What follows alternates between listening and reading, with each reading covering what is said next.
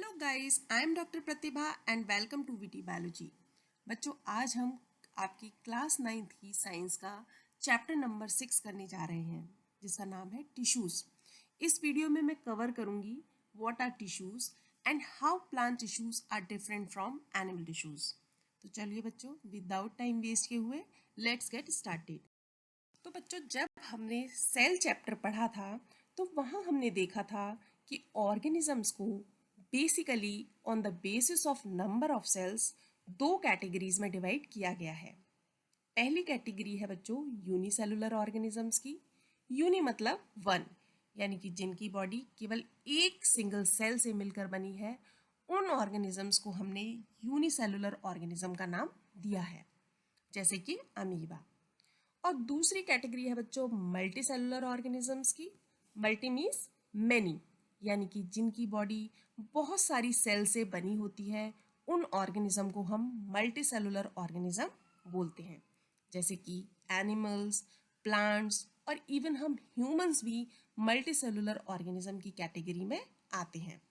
तो बच्चों, यदि मैं यूनिसेलुलर ऑर्गेनिजम्स की बात करूं तो हमें पता है कि यहाँ पर केवल एक ही सेल प्रेजेंट है, तो डेफिनेटली एक सिंगल सेल ही सारे फंक्शंस परफॉर्म करेगी, यानी कि चाहे वो डाइजेशन हो, चाहे रेस्पिरेशन हो, चाहे एक्सक्रीशन हो या फिर reproduction, all the functions are carried out by this single cell. लेकिन बच्चों, क्या आपने कभी मल्टी सेलुलर ऑर्गेनिजम्स के बारे में सोचा है?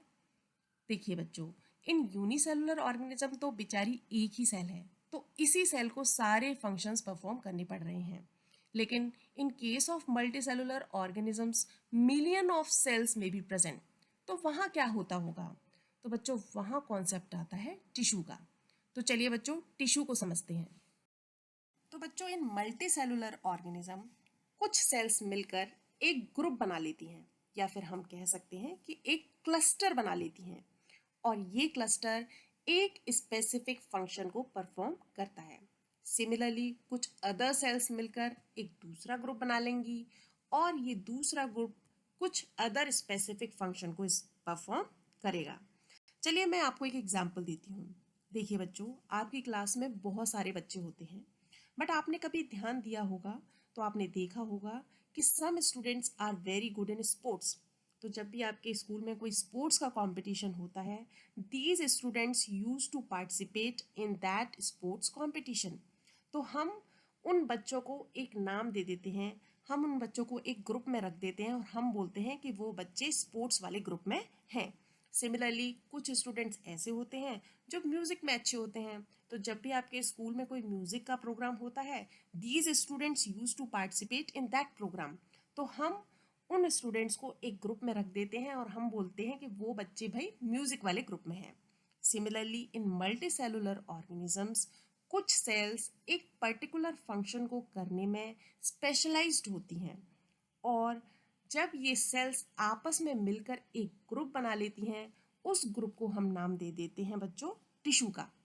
अब एक और बात ध्यान से सुनिएगा बच्चों, ऐसा देखा गया है कि जो ये सेल्स मिलकर एक ग्रुप बना रही हैं, या हम कह सकते हैं टिश्यू बना रही हैं, वो आपस में स्ट्रक्चर में भी सिमिलर होती हैं।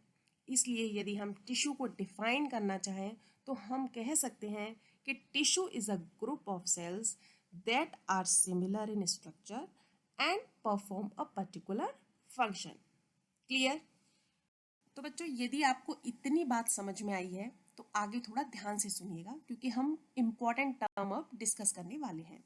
तो अभी अभी मैंने आपको बताया बच्चों कि in case of multi cellular organism कुछ सेल्स एक पर्टिकुलर फंक्शन को करने में स्पेशलाइज होती हैं। तो हम कह सकते हैं कि मल्टी सेलुलर ऑर्गेनिजम्स के केस में सेल स्पेशलाइजेशन पाया जाता है, यानी कि कुछ सेल्स एक पर्टिकुलर फंक्शन को ही परफॉर्म करेंगी और दूसरी सेल कुछ अदर स्पेसिफिक फंक्शन को परफॉर्म करेंगी। लेकिन यदि मैं आपसे पूछूं, क्या यूनिसेलुलर ऑर्गेनिज्म के केस में सेल स्पेशलाइजेशन होता है?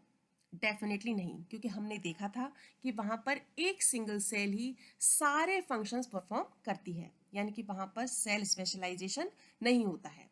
अब दूसरा कॉन्सेप्ट सुनिए बच्चों, वो है डिवीजन ऑफ लेबर का।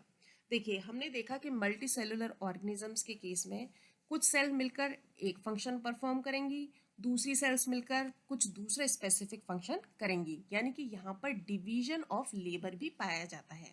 ओके, लेकिन यदि मैं यूनिसेलुलर ऑर्गेनिज्म की बात करूँ तो वहाँ पर डिवीजन ऑफ लेबर नहीं है, क्योंकि एक ही सेल सारे फंक्शंस परफॉर्म कर रही है। I hope clear. तो बच्चों, now coming to the benefits of tissue. हमने देखा कि मल्टी सेलुलर ऑर्गेनिजम्स के केस में टिश्यूज पाए जाते हैं। इन टिश्यूज की वजह से इनमें डिवीजन ऑफ लेबर होता है ना। तो अब टिश्यू होने का फायदा क्या है? तो बच्चों, इसको एक एग्जाम्पल से समझिए। देखिए, यदि मैं आपसे बोलूं कि आपको मैथ्स पढ़नी है, साइंस पढ़नी है, सिविक्स पढ़नी है, ज्योग्राफी पढ़नी है, हिस्ट्री पढ़नी है, इकोनॉमिक्स पढ़नी है, कॉमर्स पढ़नी है, आर्ट्स पढ़नी है, सारे सब्जेक्ट्स आपको पढ़ने हैं, तो क्या आप किसी भी सब्जेक्ट में एक्सपर्ट बन पाएंगे?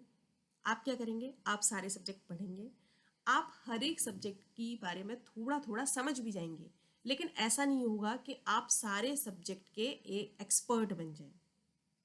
और वहीं मैं आपसे बोलूं कि बच्चों, आपको केवल साइंस पढ़नी है, तो क्या होगा?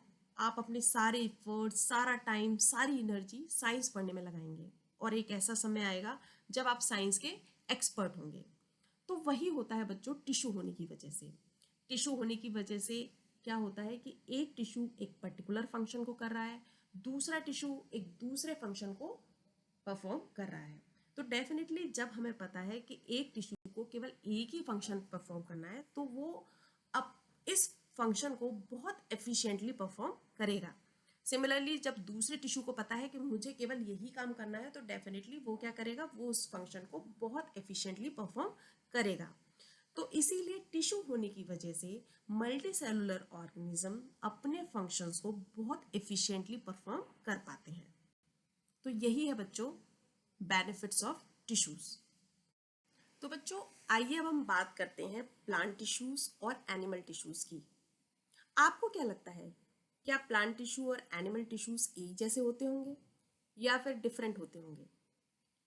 बच्चों, इसको समझने के लिए हमें इनकी लाइफस्टाइल और फूड हैबिट को देखना होगा। तो चलिए बच्चों, इनकी फूड हैबिट और लाइफस्टाइल को देखते हैं।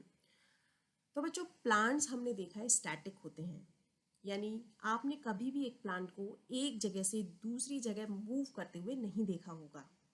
चाहे आंधी आए, चाहे तूफान आए, चाहे बारिश हो, या फिर धूप कितनी भी तेज हो, ये अपनी जगह से मूव नहीं करते हैं, उसी जगह बने रहते हैं। जबकि हम एनिमल्स की बात करें तो हम एनिमल्स को फूड और शेल्टर और भी चीज़ों के लिए एक जगह से दूसरी जगह मूव करना पड़ता है, यानी हमारी लाइफस्टाइल बहुत डिफरेंट है। अब यदि ग्रोथ को देखा जाए बच्चों, तो आपने जनरली देखा होगा कि प्लांट्स में कभी कभी एक ब्रांच बहुत जल्दी या बहुत लंबी ग्रो हो जाती है, और दूसरी जो अदर ब्रांचेस हैं वो उतनी लंबी ग्रो नहीं होती हैं।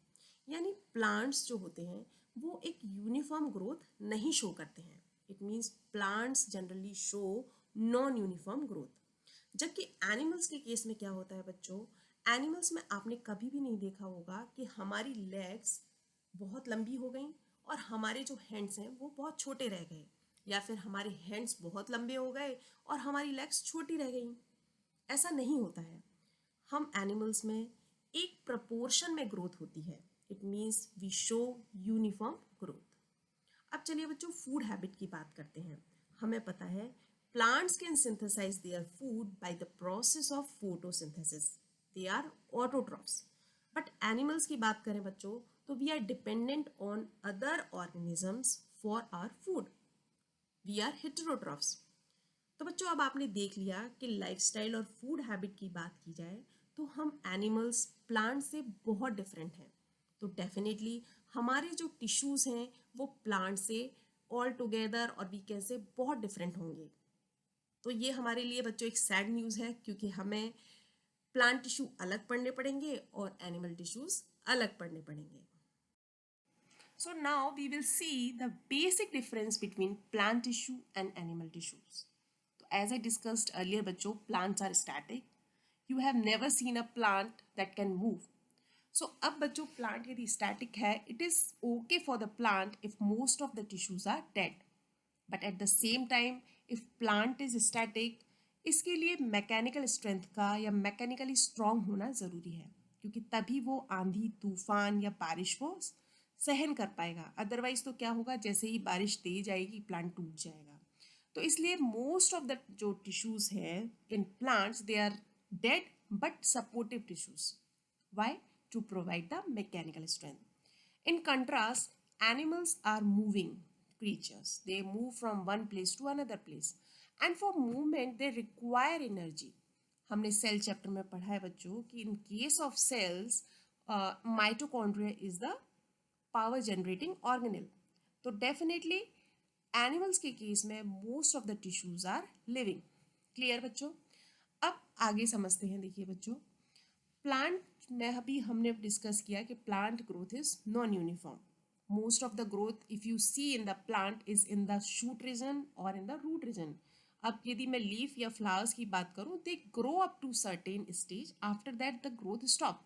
ऐसा नहीं है कि फ्लावर ग्रो होता ही जा रहा है, होता ही जा रहा है, होता ही जा रहा है। Up to certain stage it will grow and after the growth will cease. Okay, but in case of root and stem it generally happens कि it is growing. Okay, तो we can say कि in plant growth is limited to certain regions. That's why अब हमें पता है कि growth क्यों होती है बच्चों, due to cell division. That's why these dividing cells, or we can say these dividing tissues, are restricted to those regions only. But in case of animals हमें पता है कि growth is more uniform. That's why the dividing tissues are present throughout the body. Clear? So बच्चों, that's all about this lecture. I hope ये video आपको पसंद आई होगी। If you like the video, please बच्चों support this channel by subscribing it, share this video with your friends. मैं next video के साथ आपके सामने जल्दी ही आऊँगी। तब तक के लिए keep revising, be happy, bye bye.